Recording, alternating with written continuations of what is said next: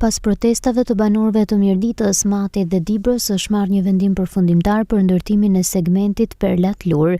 Ky projekt i rëndësishëm infrastrukturor, i cili është ndërprer për shkak të problemeve teknike dhe financiare, pritet të rifillojë së shpejti duke sjellë përfitime të mëdha për banorët e zonës dhe vizitorët e parkut kombëtar të Lurës.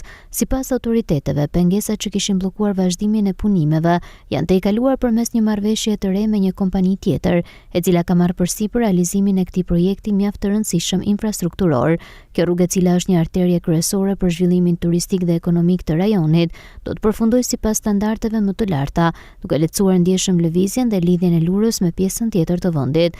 Banorët e zonës kanë mirëpritur këtë zhvillim duke shpresuar që puna të vijojë pa vonesa të mëtejshme dhe që projekti të përfundojë brenda fateve të caktuara.